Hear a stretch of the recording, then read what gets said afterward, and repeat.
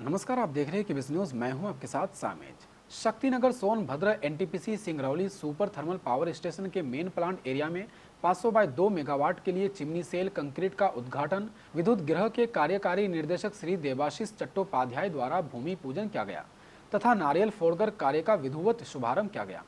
श्री विनय कुमार अवस्थी सहित कई वरिष्ठ अधिकारियों ने इस कार्य में सहभागिता किया। इस चिमनी की हाइट लगभग 200 मीटर है। चिमनी शैल का कार्य शुरू हो गया है।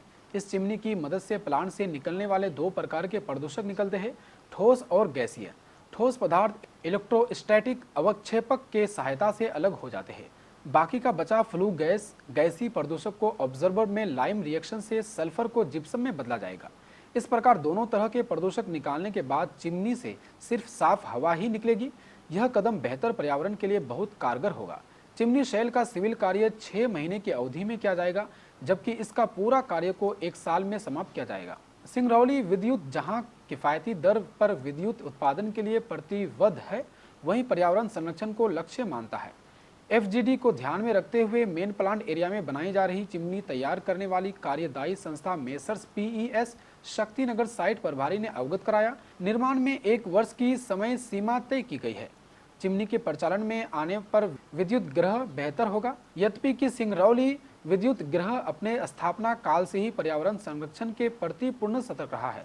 स्टेशन के नाम पर्यावरण संरक्षण के अनेकों पुरस्कार सिंगरौली स्टेशन के नाम रहे हैं। सदैव से स्टेशन पर्यावरण संरक्षण के लिए नवीनतम तकनीकी को आत्मसात किया है, जिससे इस इलाके के तापमान में भारी गिरावट दर्ज हुए। इस मौके पर विशेष तौर पर विद्युत गृह सुरक्षा प्रभारी ने कार्यदायी संस्था के सुरक्षा उपकरणों का निरीक्षण अवलोकन किया तथा सुरक्षित कार्यविधि से निर्माण कार्य को मूर्त रूप देने का आग्रह किया। इसी के साथ मौसम को देखते हुए बिजली उपकरणों के प्रयोग पर विशेष सावधानी बरते जाने का सचेत किया। ये एनटीपीसी सिंगरौली में पोल्यूशन कंट्रोल के पॉइंट ऑफ व्यू से फ्लू गैस डिसल्फ्राइजेशन प्लांट का कंस्ट्रक्शन चल रहा है, जिसमें 3 चिमनी हैं और 3 एब्जॉर्बर्स हैं। तीनों चिमनी के साथ एब्जॉर्बर्स हैं और इसके बाई प्रोडक्ट निकलेंगे लाइम एंड जिप्सम। ये हमारे एग्जिस्टिंग प्लांट से बाईपास डक्ट ले करके एब्जॉर्बर से जोड़ दी जाएगी और वो एब्जॉर्बर से फिर चिमनी से नीट फ्लू गैस निकलेगी, जिसमें से ख़ास तौर से सल्फ़र कंटेंट को एब्जॉर्ब कर लिया जाएगा।